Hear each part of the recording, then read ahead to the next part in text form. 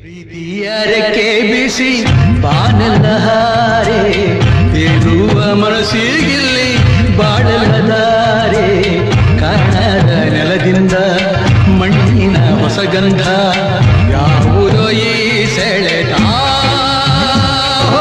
ಇವತ್ತು ಜಯಂತ್ ಕಾಯ್ಕಿಣಿಯವರು ನಮ್ಮನ್ನು ಉದ್ದೇಶ ಮಾಡಿ ಮಾತಾಡಬೇಕು ಅಂತ ಹೇಳಿ ತಮ್ಮೆಲ್ಲರ ಪರವಾಗಿ ಕೋರಿಕೆ.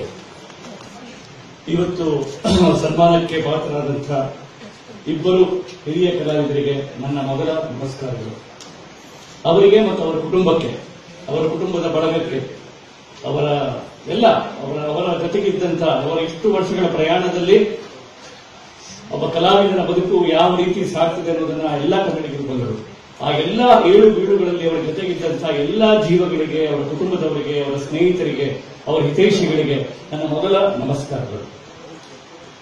ಇವತ್ತು ವರದಪ್ಪನವರ ಹೆಸರಿನಲ್ಲಿ ನಡೀತಾ ಇರುವಂತಹ ಈ ಕಾರ್ಯಕ್ರಮ, ಇನ್ಫ್ಯಾಕ್ಟ್ ನಾವಿಲ್ಲಿ ಇದ್ದವರೆಲ್ಲರೂ ರಾಜ್ಕುಮಾರ್ ಕುಟುಂಬದವರೇ, ಕನ್ನಡಿಗರೆಲ್ಲರೂ ರಾಜ್ಕುಮಾರ್ ಕುಟುಂಬದವರು. ನಾವು ಇದು ಮಾತ್ರ ರಾಜ್ಕುಮಾರ್ ಕುಟುಂಬ, ಇದು ವರದಪ್ಪನವರ ಕುಟುಂಬ, ಅದು ರಾಜ್ಕುಮಾರ್ ಕುಟುಂಬ ಅಲ್ಲ. ನಾವು ಎಲ್ಲಾ ಕನ್ನಡಿಗರು ಕೂಡ ರಾಜ್ಕುಮಾರ್ ಕುಟುಂಬದವರು. ಹೀಗಾಗಿ ಮೊನ್ನೆ ಬರಗೂರ್ ಅವರು ನನಗೆ ಫೋನ್ ಮಾಡಿ ಈ ತರ ಬರಬೇಕು ಅಂತ ಹೇಳಿದಾಗ ನನಗೆ ತುಂಬಾ ಅದು ನಮ್ಮ ಒಂದು ಕರ್ತವ್ಯ ಅನ್ನುವ ನೆಲೆಯಲ್ಲಿ ನಾನು ಇಲ್ಲಿ ಬಂದಿದ್ದೇನೆ. ಆಮೇಲೆ ತುಂಬಾ ವಿಚಿತ್ರವಾದ ಕಾಲಘಟ್ಟದಲ್ಲಿ ನಾವಿದ್ದೇವೆ. ಕನ್ನಡದ ಬಗ್ಗೆ ತುಂಬಾ ನೋವು ಉಂಟು ಆಗುವಂತಹ ಕಾಲ ಇದು. ವೀರಪ್ಪ ಮೊಯ್ಲಿ ಅವರು ಎಷ್ಟು ನೋವಿನಿಂದ ಹೇಳಿದ್ದಾರೆ ಅಂದ್ರೆ, ನಾವು ಏನೇನೋ ಮಾಡಿದ್ದೇವೆ ಆದ್ರೆ ಅದು ಮುಂದುವರಿತಾ ಇಲ್ಲ ಅಂತ. ಕನ್ನಡಕ್ಕೆ ಶಾಸ್ತ್ರೀಯ ಸ್ಥಾನಮಾನ ಸಿಕ್ತು ಅಂತ ಕುಣಿತೇವೆ, ನಾವು ಫೇಸ್ಬುಕ್ ಅಲ್ಲಿ ಹಾಕ್ತೇವೆ.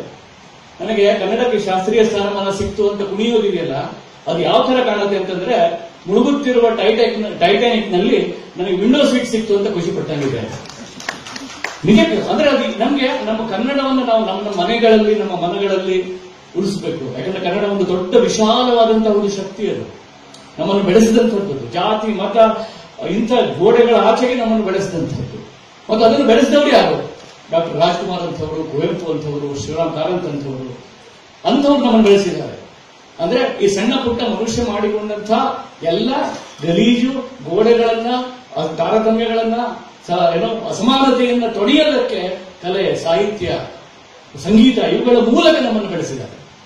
ಅಂಥದ್ರಲ್ಲಿ ಈಗ ಮತ್ತೆ ನಾವು ಅವುಗಳನ್ನು ಮತ್ತೆ ತಿರುಗಿ ರಾಜಕಾರಣದ ರೂಪದಲ್ಲಿ, ಆ ರೂಪದಲ್ಲಿ ಮತ್ತೆ ಮನುಷ್ಯನನ್ನು ಒಡೆಯೋದು, ಮನುಷ್ಯರ ನಡುವೆ ಗೋಡೆಗಳು ಬರ್ತಾ ಇರೋದು ನೋಡಿದ್ರೆ ತುಂಬಾ ತುಂಬಾ ಭಯ ಆಗ್ತಾ ಇದೆ. ಮತ್ತೆ ರಾಜ್ಕುಮಾರ್ ಅವರ, ವರದಪ್ಪನವರ, ಕುವೆಂಪು ಅವರ, ಕಾರಂತರ ಆ ಒಂದು ಮನಸ್ಸು, ಆ ಮನಸ್ಸಿನಿಂದ ನಾವು ಪಡಿಬೇಕಾಗಿದೆ ಅನಿಸ್ತಾ ಇದೆ. ನೋಡಿ, ಇವತ್ತು ತಾಯಿ ನುಡಿಯ ದಿವಸ, ಅಂದ್ರೆ ಮದರ್ ಟಂಗ್, ತಾಯಿ ನುಡಿ. ಆಗ ನಾವು ಕನ್ನಡಿಗರು ಎಂತವ್ರು ಅಂತಂದ್ರೆ, ಕನ್ನಡವನ್ನೇ ತಾಯಿ ಎಂದವರು ನಾವು, ಕನ್ನಡಮ್ಮ ಅಲ್ವಾ? ಇದೆಲ್ಲೂ ಇಲ್ಲ. ಕನ್ನಡವನ್ನು ತಾಯಿ ಅಂತ ಕರೆದವರು ನಾವು. ಆದ್ರೆ ನಾವು ಕನ್ನಡಾಂಬೆಯನ್ನೇ ವೃದ್ಧಾಶ್ರಮಕ್ಕೆ, ಕನ್ನಡಾಂಬೆಯ ಮಕ್ಕಳನ್ನ ಇಂಗ್ಲಿಷ್ ಮೀಡಿಯಂಗೆ ಸೇರಿಸಿ ಒಂದು ರೀತಿಯ ವಿಭ್ರಾಂತ ಪರಿಸ್ಥಿತಿಯಲ್ಲಿ ನಾವಿದ್ದೀವಿ. ಇಂಥದ್ರಲ್ಲಿ ರಾಜ್ಕುಮಾರ್ ಅವರ ನೆನಪು ಬರೀ ನೆನಪಾಗೋದಿಲ್ಲ, ಅದು ನಮಗೆ ಇವತ್ತಿನ ಬದುಕಿಗೆ ಬೇಕಾದಂತಹ, ಇವತ್ತಿನ ಪಿಡುಗುಗಳನ್ನ, ಇವತ್ತು ನಮ್ಮನ್ನ ಛಿದ್ರ ವಿಚಿದ್ರ ಮಾಡ್ತಿರುವಂತಹ ಶಕ್ತಿಗಳನ್ನ ತಡೆಯೋದಕ್ಕೆ ಬೇಕಾದಂತಹ ಒಂದು ಆತ್ಮಸ್ಥೈರ್ಯ ಅಲ್ಲಿಂದ ಬರ್ತದೆ. ನಾನು ಜಾಸ್ತಿ ಮಾತಾಡೋದಿಲ್ಲ, ಯಾಕಂದ್ರೆ ಹಿರಿಯರು ಮಾತಾಡಿದ್ದಾರೆ. ಆದ್ರೆ ವರದಪ್ಪ ಮತ್ತು ರಾಜ್ಕುಮಾರ್ ಅವರನ್ನು ಅತಿ ಹತ್ತಿರದಿಂದ ನೋಡಿದಂತಹ ಒಂದು ಸಣ್ಣ ಅನುಭವ ನಂದಿದೆ, ಚಿಗುರಿದ ಕನಸು ಅನ್ನುವಂಥ ಚಿತ್ರದ ಸಂದರ್ಭದಲ್ಲಿ.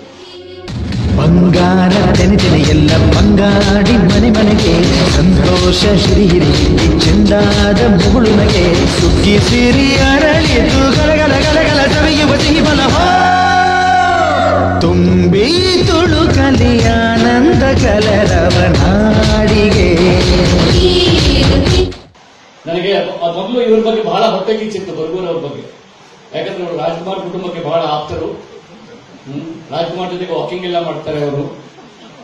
ಹೀಗಾಗಿ ನಾವೆಲ್ಲ ಬಹಳ ನತದೃಷ್ಟರು, ಈ ಜೀವನದಲ್ಲಿ ಅದು ಕನಸು ಇಡೋದಿಲ್ಲ ಅಂತ.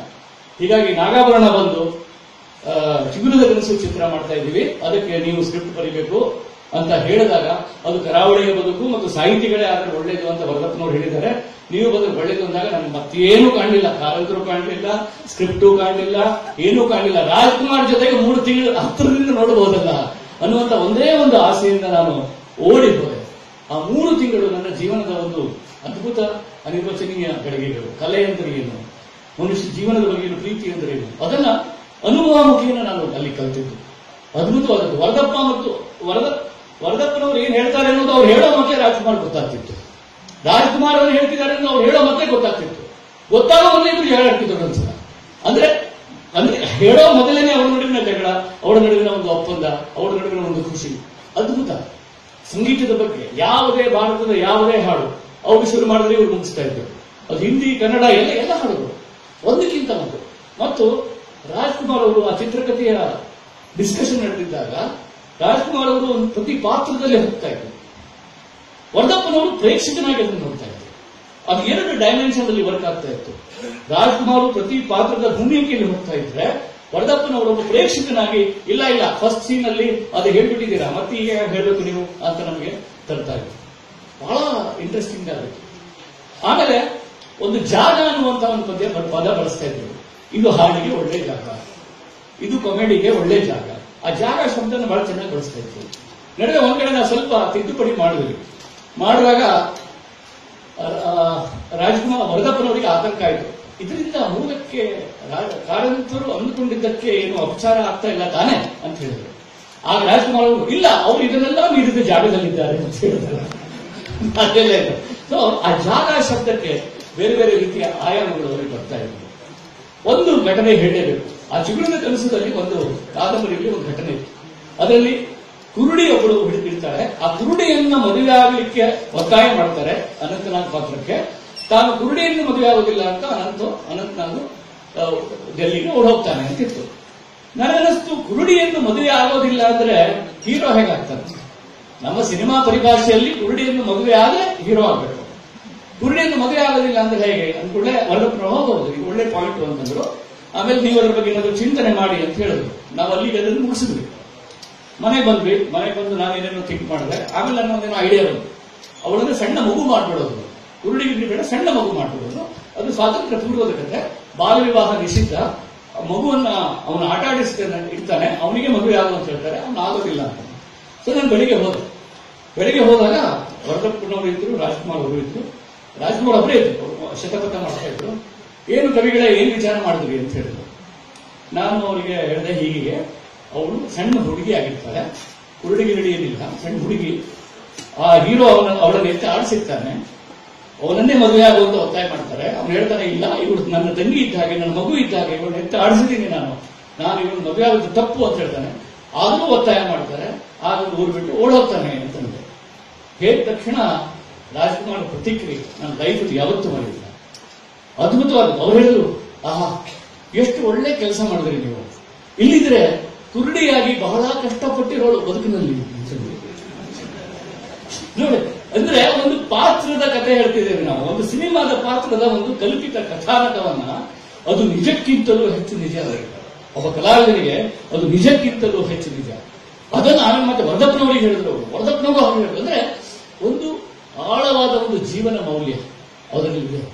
ಈಗ ನೋಡಿ, ನಮ್ಮ ಇವತ್ತಿನ ಒಂದು ಸಿವಿಲೈಸೇಷನ್, ಇವತ್ತಿನ ಎಲ್ಲಿ ನಾಗರಿಕತೆ ಬಂದು ನಿಂತಿದೆಯಲ್ಲ, ಇದೊಂದು ಹಾವು ಏಣಿ ಆಟದ ತರ. ಎಷ್ಟೊಂದು ವರ್ಷಗಳಿಂದ ಎಷ್ಟೊಂದು ದಾರ್ಶನಿಕರು, ಸಂತರು, ವಚನಕಾರರು, ಎಷ್ಟು ಜನ ಇದರ ಹಿಂದೆ ಹೋರಾಟ ಮಾಡ್ಕೊಂಡು, ಯಕ್ಷಗಾನ ಕಲಾವಿದರು, ಜನಪದ ಕಲಾವಿದರು, ಸಿನಿಮಾ ರಂಗಭೂಮಿ ಎಲ್ಲ ಸೇರಿ ನಾವು ಇಲ್ಲಿ ತನಕ ಬಂದಿದ್ದೇವೆ. ಅಲ್ಲಲ್ಲಿ ಹಾವು ಇರ್ತದೆ, ಅಲ್ಲಲ್ಲಿ ಏಣಿ ಇರ್ತದೆ. ಒಂದು ಹಾವು ನಮ್ಮನ್ನು ಕಚ್ಚಿದ್ರೆ ಅಸಮಾನತೆ ಇದ್ದು, ಮತ್ತೊಂದು ಯಾವುದೊಬ್ಬ ಕವಿ ಒಂದು ಏಣಿಯಾಗಿ ಮೇಲೆತ್ತಾರೆ. ಮತ್ತೊಂದು ಹಾವು ಕಚ್ಚಿದ್ರೆ ಮತ್ತೊಂದು ಯಾವುದೊಂದು ನಾಟಕ, ನಾವು ಸಿನಿಮಾನ ನಮ್ಮನ್ನು ಏಣಿಯಾಗಿ ಮೇಲೆತ್ತದೆ.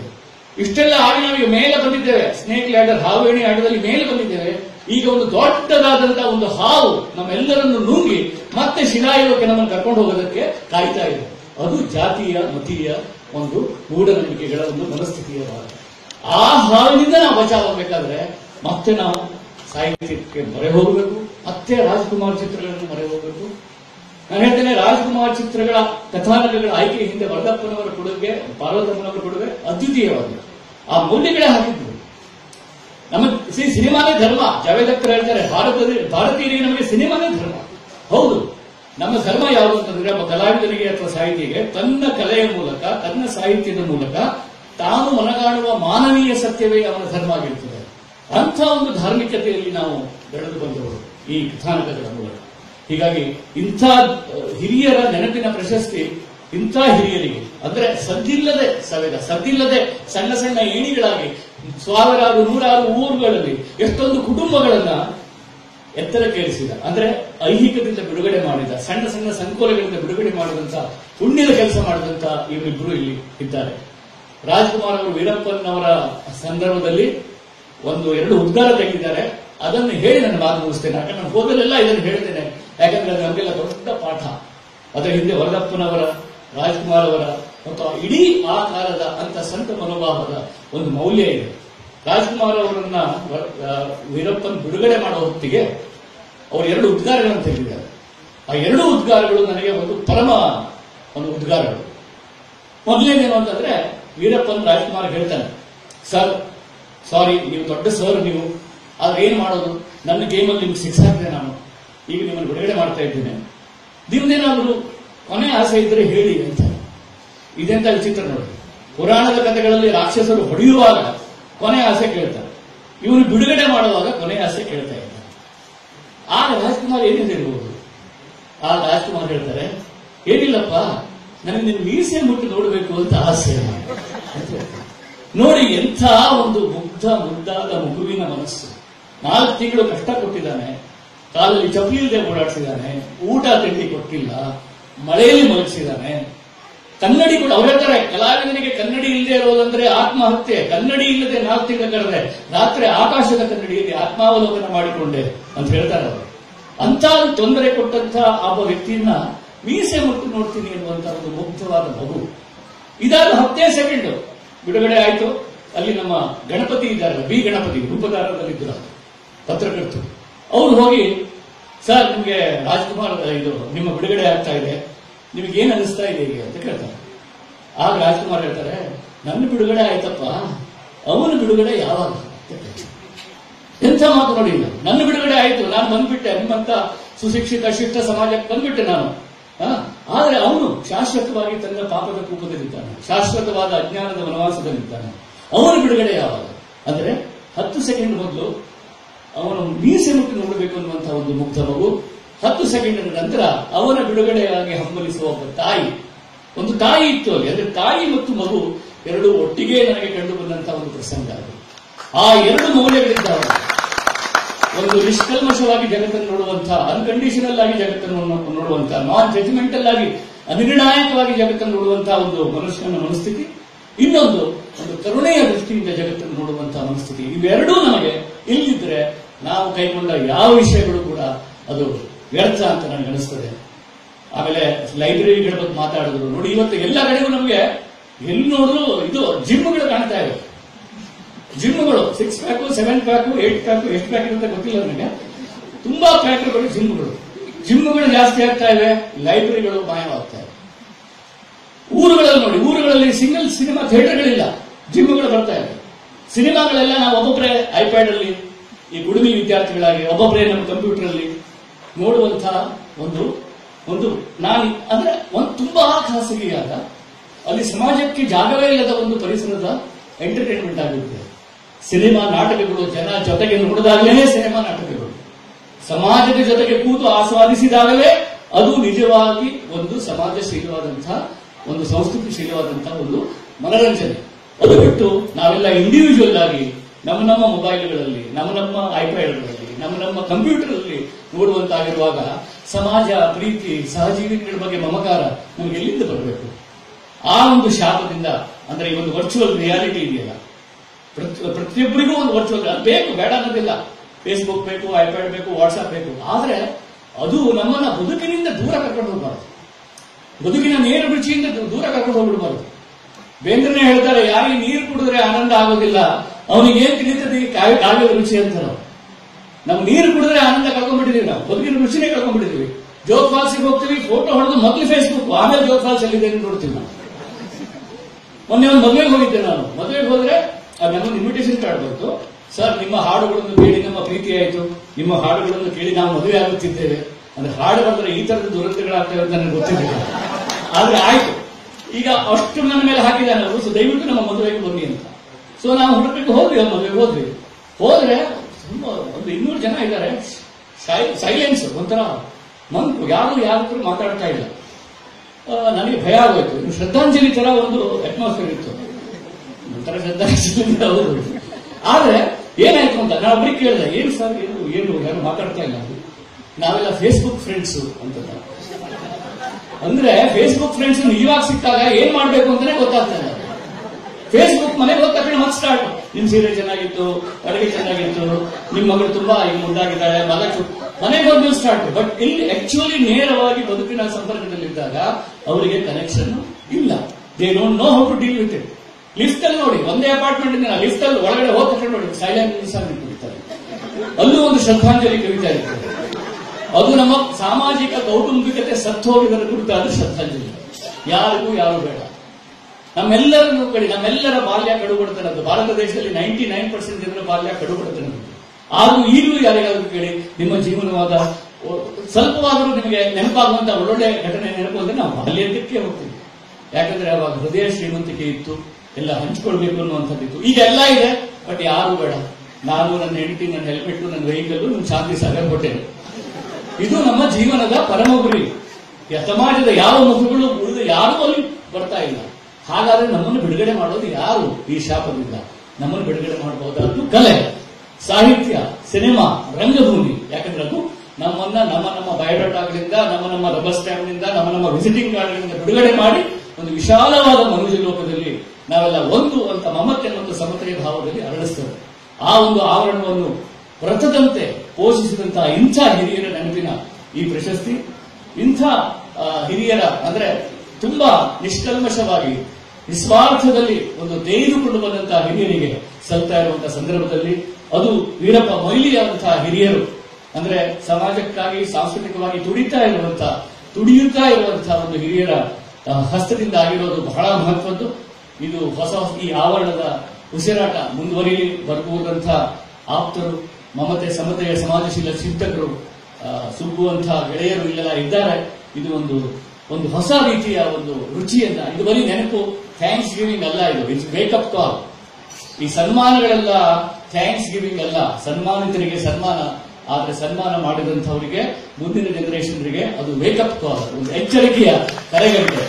ನಾವು ಸನ್ಮಾನ ಹಾರ ಹಾಕಿ ನಮ್ಮ ಕೆಲಸ ಆಯ್ತು ಅಲ್ಲ, ಆಯ್ತಪ್ಪ ಈಗ ನಾವು ಅವ್ರ ಕೆಲಸನ ನಾವು ಹೇಗೆ ಮುಂದುವರಿಸ್ಕೊಂಡು ಹೋಗೋಣ ಅನ್ನೋದ್ರ ಬಗ್ಗೆ ನಾವೆಲ್ಲ ಚಿಂತನೆ ಮಾಡೋಣ ಅಂತ ಹೇಳಿ ನಾನು ಮಾತು ಮುಗಿಸ್ತೇನೆ.